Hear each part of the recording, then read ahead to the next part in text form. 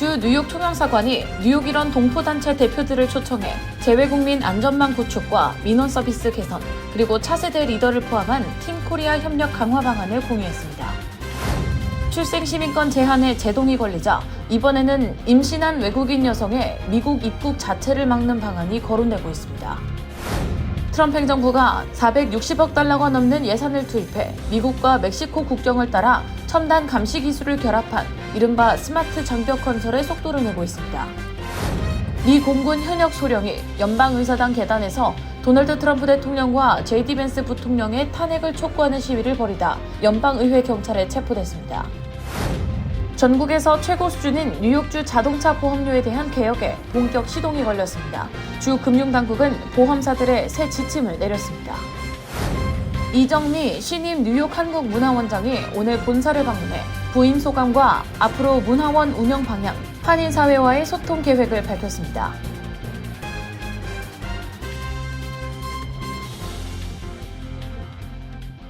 비즈니스도 이제 스마트하게. 더 빠르고 더 편리해진 한미 디지털 뱅킹. 한미은행 제공입니다.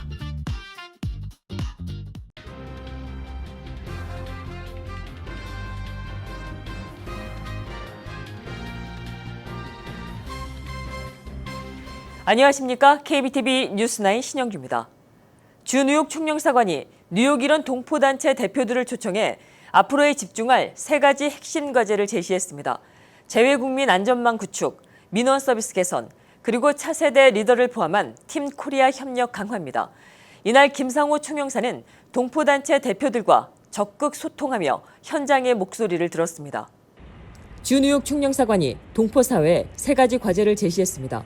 안전, 민원, 그리고 차세대입니다. 첫 번째는 재외국민 안전망 구축입니다. 총영사관은 연락 두절과 정신질환, 이민 단속 등 재외국민 사건이 갈수록 다양해지고 있다며 공관 인력만으로는 뉴욕과 뉴저지, 커네티컷까지 아우르는 넓은 관할 지역을 신속히 대응하기 어렵다고 설명했습니다. 이에 따라 한인단체와 종교계, 지역사회 인력을 연결해 긴급 상황에는 현장 대응을 지원하고 평상시에는 안전 공지와 재난 정보를 공유하는 협력망을 구축하겠다는 계획을 밝혔습니다. 한창석 외사관은 버팔로 지역 버스 전복 사고와 데이트 폭력 피해자 보호, 유학생 응급 상황, 아이스 구금 사례 등을 예로 들며 위기 대응에는 공간과 지역사회의 연결이 중요하다고 강조했습니다. 뉴욕 총영사관은 7월 말까지 비대면 SNS 협력망을 구축하고 의료인과 통역 가능자 등 전문 협력자도 확대할 계획입니다. 두 번째는 민원 개선입니다. 이동규 정무팀장은 신청사 이전 이후 운영 시간을 늘리고 예약 시간대를 추가했지만 동포사회에서는 여전히 전화 연결 지연과 예약 포화, 워크인 가능 여부에 대한 혼선이 제기됐다고 밝혔습니다. 이에 따라 공간 간부와 영사 등 6명이 돌아가며 민원 응대와 창구에서 바로 처리가 어려운 민원을 직접 챙기는 민원 관리관 제도를 도입하겠다고 밝혔습니다. 또한 예약자는 우선 처리하되 예약 없이 방문한 민원도 가능하다는 점을 더 분명히 안내하겠다고 설명했습니다. 이날 현장에서는 순회 영사 확대 요청도 이어졌습니다. 뉴저지와 퀸즈 한인회는 총영사관 방문에 시간과 비용 부담이 크고 예약 대기도 길다며 순회 영사 시간을 늘려달라고 요청했습니다. 총영사관은 현재 민원실 정원 14명 가운데 5명이 비어있어 당장 순회 영사 시간을 늘리기는 어렵지만 인력이 정상화되면 동포 편의 차원에서 검토하겠다고 답했습니다. 세 번째는 팀 코리아와 차세대입니다. 뉴욕 총영사관은 공간과 공공기관, 기업, 동포사회가 따로 움직이는 것이 아니라 하나의 팀으로 협력해야 한다고 강조했습니다. 지난 3월 발족한 K-이니셔티브 뉴욕 협의체에는 총영사관을 포함해 22개 기관이 참여하고 있으며 문화, 한국어, 기업, 금융 등 분야별 협업을 이어가고 있습니다. 최근에는 한국 내 K푸드, 뷰티 기업 15곳을 뉴욕 바이어와 연결하는 사업도 진행됐습니다. 총영사관은 특히 차세대 한인 리더들이 미 주류 사회에서 더 큰 역할을 할 수 있도록 동포 단체들과 협력해 프로그램을 넓혀가겠다는 뜻을 밝혔습니다. 네, 오늘 동포 사회 분들과 만나면서 저희들이 소통한 부분에 대해서 총영사관이 3가지로 핵심 과제로 여러분들과 함께하겠다라는 뜻을 전하는 자리입니다. 오늘 다양한 의견들을 주시는데 이것들을 더 발전시켜서 우리 동포사회가 더 빛날 수 있도록 최선을 다하겠습니다.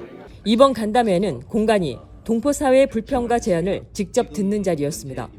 참석자들은 총영사관이 동포사회와의 소통에 적극 나선 점을 긍정적으로 평가했고 김상호 총영사가 참석자들과 직접 대화를 이어간 모습도 인상적이었다는 반응을 보였습니다. 총영사관은 이날 나온 의견들을 바탕으로 안전망과 민원 개선, 차세대 협력 과제를 구체화해 나가겠다는 방침입니다. 연방 대법원이 출생 시민권 제한에 제동을 걸자 트럼프 행정부 안팎에서 이번에는 임신한 외국인 여성의 미국 입국을 아예 금지하는 방안이 거론되고 있습니다. 어제 전해드린 법무부의 원정 출산 수사 지시가 이미 입국한 뒤의 허위비자 신청이나 알선 행위를 겨냥한 것이었다면 이번에는 입국 단계에서부터 원천 차단하겠다는 구상입니다. 아직 공식 시행 방침은 아니지만 백악관 핵심 참모에 이어 국토안보부 장관까지 공개적으로 거론하면서 논란이 커지고 있습니다. 트럼프 행정부가 외국인 임신부의 미국 입국을 차단하는 방안을 들여다보고 있습니다. 연방 대법원이 지난달 30일 6대3으로 출생 시민권 제한 행정명령에 위헌 결정을 내린 지 하루 만에 나온 이른바 플랜 B입니다. 인터넷 매체 악시오스는 위헌 결정 직후 트럼프 대통령의 참모들과 지지층이 임신부 입국 차단으로 빠르게 방향을 틀었다고 보도했습니다. 미국에서 태어난 아이의 시민권을 문제 삼는 대신 입국 단계에서 원천 차단하겠다는 겁니다. 스티브 밀러 백악관 부비서실장은 폭스뉴스 인터뷰에서 일시 체류라 해도 누구를 입국시킬지 신중하게 따져야 한다며 미국에서 아이를 낳으러 오는 이른바 원정 출산 가능성을 이유로 들었습니다. 마크 웨인벌린 국토안보부 장관도 어제 폭스뉴스에 출연해 관광비자로 출산 직전 입국하는 사례가 있다며 임신 후기 여성의 입국을 막는 방안을 거론했습니다. 공화당 앤디 오글스 하원 의원은 시민권자나 영주권자가 아닌 임신부의 입국을 막는 법안을 발의하겠다고 밝혔습니다. 어제 전해드린 법무부의 원정 출산 수사 지시가 이미 입국한 사례를 겨냥했다면 이번에는 입국 문턱에서부터 막겠다는 겁니다. 반발도 큽니다.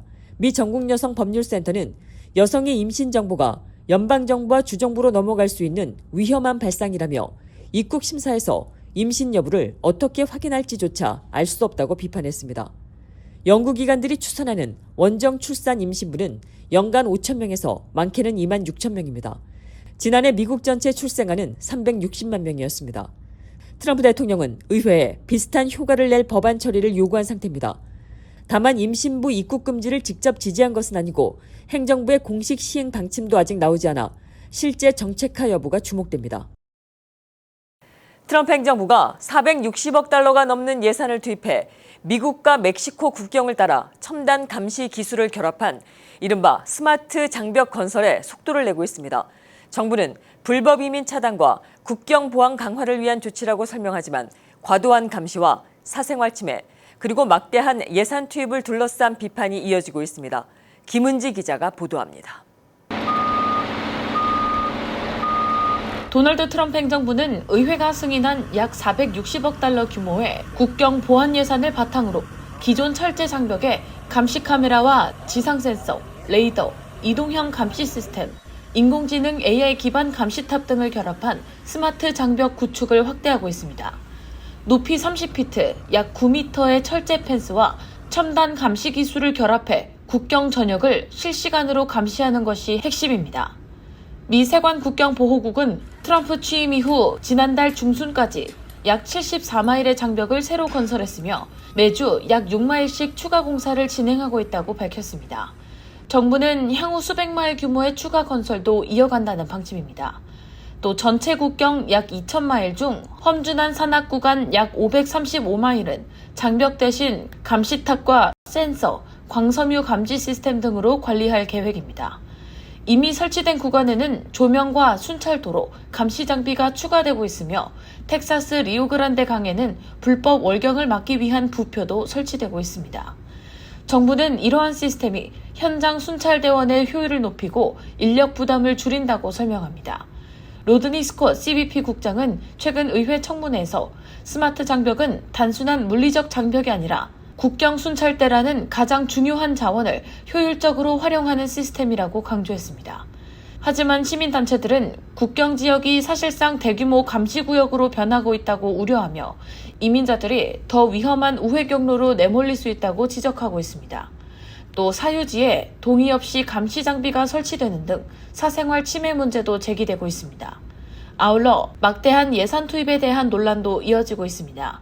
비영리 감시단체인 납세자를 위한 상식은 수백억 달러 규모의 사업이 충분한 성과 검증과 감독 없이 추진되고 있다며 예산 집행의 투명성을 강화해야 한다고 요구했습니다. 특히 2011년 오바마 행정부가 추진했던 가상장벽 사업 실패를 언급하며 이번 사업 역시 철저한 평가가 필요하다고 강조하고 있습니다. KBTV 뉴스 김은지입니다. 미 공군 현역 소령이 연방의사당 계단에서 도널드 트럼프 대통령과 제이디 벤스 부통령의 탄핵을 촉구하는 시위를 벌이다 연방의회 경찰에 체포됐습니다. 군 장교 신분으로 정치적 공개 시위를 벌인 만큼 군사법에 따른 징계나 군사 재판에 회부될 가능성도 제기되고 있습니다. 관련 소식 김은지 기자입니다. 미 공군 소속 제이슨 왓슨 소령이 지난 1일 워싱턴 DC 연방의사당 계단에서 도널드 트럼프 대통령과 제이디 벤스 부통령의 탄핵을 요구하는 공개 연설을 하다 의회 경찰에 체포됐습니다. 연방의회 경찰에 따르면 의사당 경내에서는 평화적인 시위가 허용되지만 의사당 계단에서 공개 발언을 하려면 연방의회 의원이 동행해야 합니다. 왓슨 소령은 텍사스주의 민주당 소속 엘 그린 하원 의원과 함께 연설을 시작했지만 그린 의원이 현장을 떠난 뒤에도 발언을 이어갔습니다. 경찰은 여러 차례 계단에서 내려오라고 경고했지만 이에 응하지 않자 공무방해와 공공질서 저해 혐의로 체포했다고 밝혔습니다. 왓슨 소령은 연설에서 대통령이 의회의 승인 없이 외국에 대한 군사행동을 명령한 것은 헌법이 보장한 의회의 전쟁 권한을 침해한 것이라고 주장했습니다. 이어 트럼프 행정부의 여러 정책들이 헌법을 위반했다며 트럼프 대통령과 벤스 부통령이 탄핵돼 유죄 판결을 받고 공직에서 물러나야 한다고 말했습니다.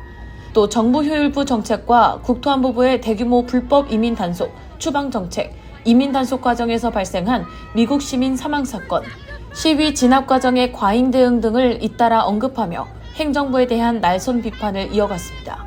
아울러 올해 1월 아이스 요원이 발사한 비살상탄에 맞아 법률 참관인이 한쪽 눈을 잃은 사건도 언급하며 행정부가 수정헌법 제1조와 2조상 권리를 침해했다고 주장했습니다. 연설 말미에는 미 공군 장교 선서를 낭독한 뒤 다시 한번 트럼프 대통령과 벤스 부통령의 탄핵을 촉구했습니다. 행사에 함께했던 엘 그린 하원 의원은 왓슨 소령은 대통령 탄핵을 위해 용기 있게 행동했다며 자유와 정의를 현실로 만들기 위해 필요한 용기를 보여줬다고 평가했습니다.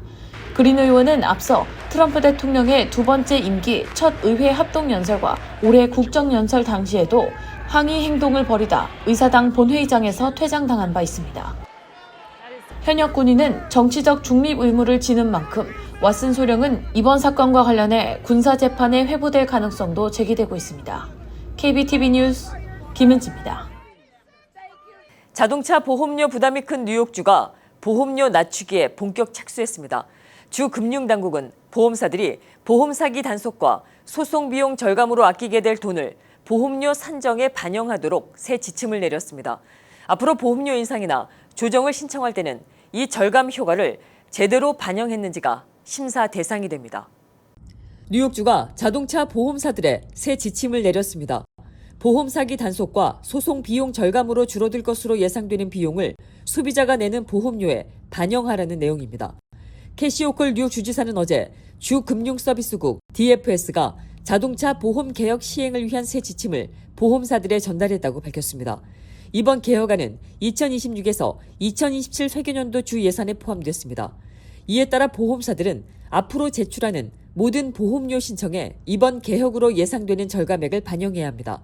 현재 심사 중인 신청도 오는 8월 31일까지 반영을 마쳐야 하며 DFS는 절감액을 제대로 반영하지 않은 인상 신청은 승인하지 않겠다는 방침입니다. 개혁안은 고의로 교통사고를 꾸미거나 알선한 사람까지 형사처벌 대상에 포함했습니다. 또 무보험 운전자나 음주운전자, 중범죄를 저지른 운전자가 사고 당시 불법 행위를 한 경우 손해배상 범위를 제한했습니다. 통증이나 정신적 피해 등 비경제적 손해배상은 객관적으로 중대한 부상이 확인된 경우로 기준을 강화했습니다.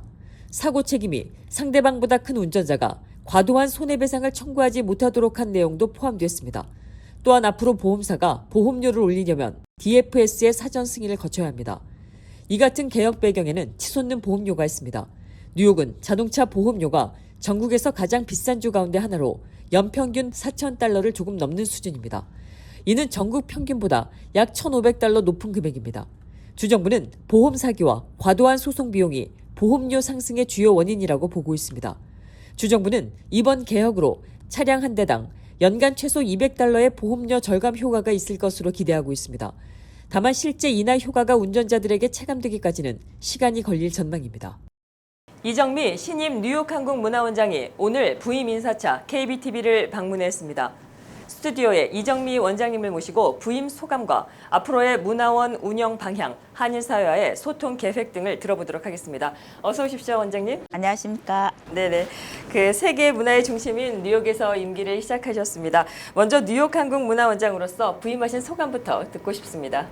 네, 세계 문화예술의 수도인 뉴욕에서 한국문화 원장으로 부임하게 돼서 굉장히 기쁘게 생각하고요. 어느 때보다도 한국 문화 위상이 높아진 이때 한국 문화를 전파하는 역할을 맡게 돼서 굉장히 기대도 크고 막중한 책임감을 가지고 있습니다. 한국 문화의 그런 다채로운 매력을 홍보하는 데 최선을 다하도록 하고 우리 동포 사회와 서로 협력하고 소통해서 한국 문화의 그런 깊이 있는 그런 매력을 잘 전파하도록 하겠습니다. 네네. 원장님 그 부임하신 후에 가장 먼저 챙기신 일이 있다면 어떤 일이 있으실까요?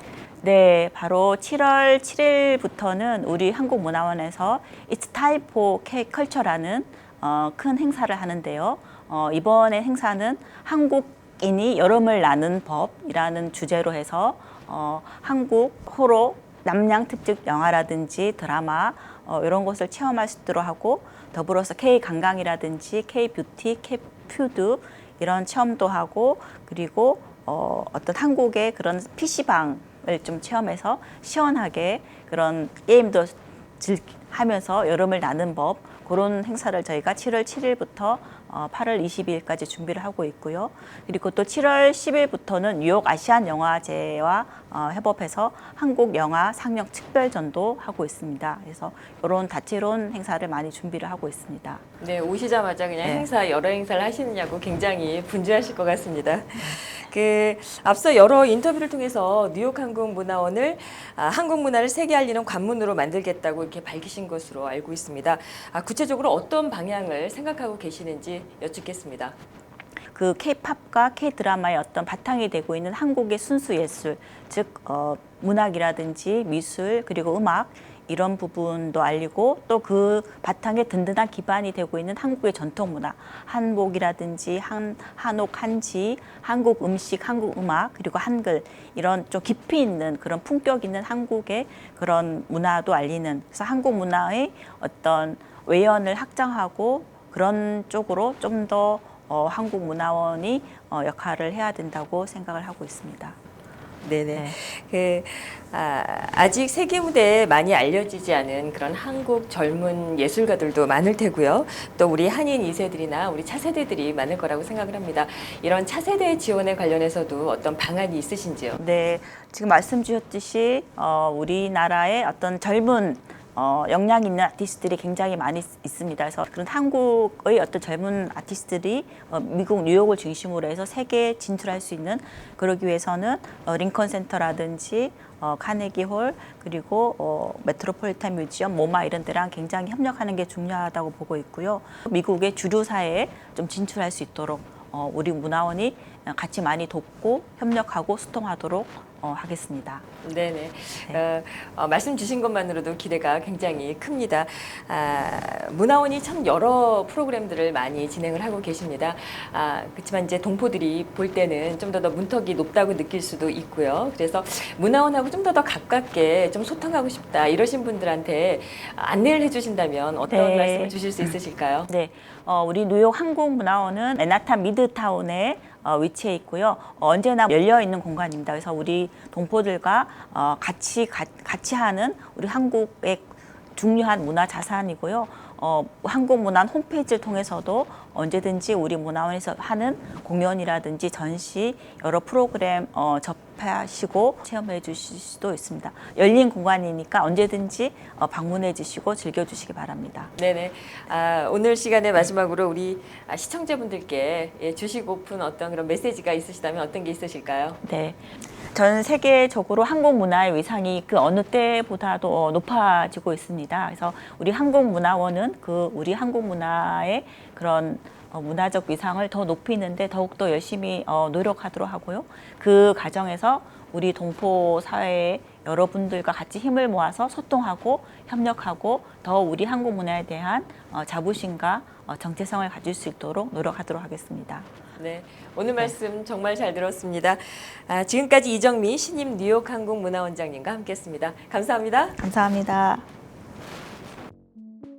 뉴욕과 뉴저지에서 미세 기생충 사이클로스포라 감염 사례가 잇따르고 있습니다. 연방질병통제예방센터 CDC는 지난 5월부터 6월 중순까지 전국 17개 주에서 모두 145명의 감염 사례가 확인됐다고 밝혔습니다. 뉴욕주는 감염자가 31명에서 80명 사이로 가장 많은 범주에 포함됐고 뉴저지에서도 10명 이하의 감염이 보고됐습니다. CDC는 감염자들에게 최근 해외여행 기록이 없어 미국 내에서 오염된 식품이나 물을 통해 감염됐을 가능성을 조사하고 있습니다. 사이클로스포라는 주로 상추와 허브, 라즈베리 같은 신선 농산물을 통해 전파될 수 있습니다. 감염되면 설사와 복통, 메스꺼움, 복부 팽만감이 나타날 수 있고 두통이나 발열 등의 증상이 동반되기도 합니다. CDC는 과일과 채소를 흐르는 물에 충분히 씻고 자른 농산물은 2시간 안에 냉장 보관하라고 당부했습니다. 롱아일랜드 해변에서 대형 상어가 목격돼 수영이 금지됐습니다. 나소 카운티 포인트 루가웃 비치에서 오늘 오전 구조요원이 물속에 있는 약 9피트 길이의 상어를 발견했습니다. 목격 지점은 해변에서 가장 붐비는 구역으로 다른 구조요원들과 피서객들도 상어를 봤다고 확인했습니다. 이에 따라 포인트 루가웃과 인근 햄스테드 해변에는 위험을 알리는 레드 플래그가 발령됐고 수영이 중단됐습니다. 현장에는 상어 순찰팀이 투입돼 드론과 제트스키로 주변 해역을 수색했고 현재까지 부상자는 보고되지 않았습니다. 한편 같은 날 퀸즈 라고웨이 비치에서도 상어가 여러 차례 목격되면서 일부 구간이 간헐적으로 폐쇄됐습니다. 미국 정부가 반세기 넘게 적용해온 원자력 방사선 안전 원칙을 없애는 방안을 추진하고 있습니다. 원자력 규제위원회 NRC는 방사선 노출을 최대한 낮게 유지하도록 한 알라라 원칙을 없애고 정해진 방사선 노출 허용 기준만 지키면 되도록 규정을 바꾸겠다고 이번 주 제안했습니다. NRC 위원장은 안전 기준을 낮추는 게 아니라 규정을 명확히 하는 것이라고 밝혔습니다. 하지만 전문가들은 사업자들이 방사선 노출을 낮게 유지할 이유가 줄어 실제 노출량이 늘 수 있다고 우려합니다. NRC 자료에 따르면 최대 허용치에 70년 동안 노출됐을 때 추가 암 사망 사례가 10,000명당 4명에서 9명으로 늘어날 수 있습니다. 이번 조치는 트럼프 행정부가 2050년까지 원전 발전 용량을 4배로 늘리겠다고 밝힌 가운데 나왔습니다. 미국의 6월 고용 증가세가 예상보다 크게 둔화했습니다. 노동부에 따르면 6월 비농업 부문 신규 일자리는 57,000개 증가하는 데 그쳤습니다. 시장 예상치였던 11만 개의 절반 수준입니다. 4월과 5월 고용 수치도 기존 발표보다 7만 4천 개 하향 조정됐습니다. 실업률은 4.3%에서 4.2%로 낮아졌지만 고용 상황이 좋아졌다는 의미로 보기는 어렵습니다. 일자리를 찾던 사람들 가운데 72만 명이 노동시장에서 빠지면서 실업자로 집계되는 인원이 줄어든 영향이 컸기 때문입니다. 이에 따라 노동 참여율은 61.5%로 떨어졌습니다. 이는 2021년 3월 이후 5년여 만에 가장 낮은 수준으로 일을 하거나 일자리를 찾는 사람 자체가 줄어들고 있다는 뜻입니다. 이번 고용지표는 실업률 하락에도 불구하고 미국 노동시장의 활력이 약해지고 있음을 보여주는 신호로 풀이됩니다. 잠시 후 커뮤니티 브리핑을 전해드립니다. 비즈니스도 이제 스마트하게 더 빠르고 더 편리해진 한미 디지털 뱅킹 한미은행 제공입니다.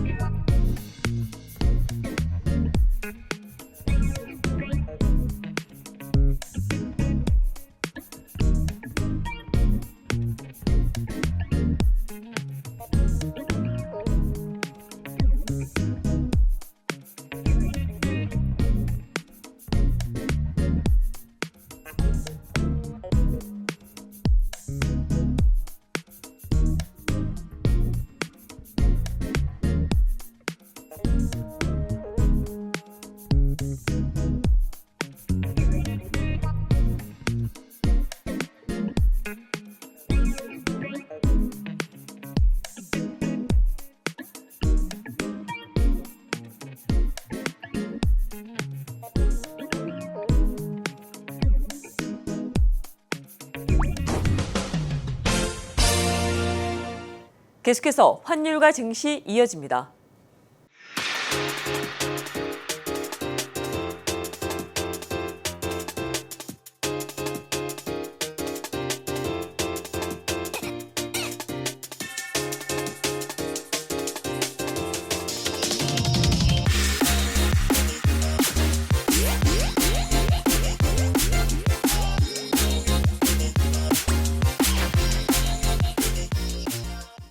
이어지는 순서는 뉴욕과 뉴저지 날씨입니다.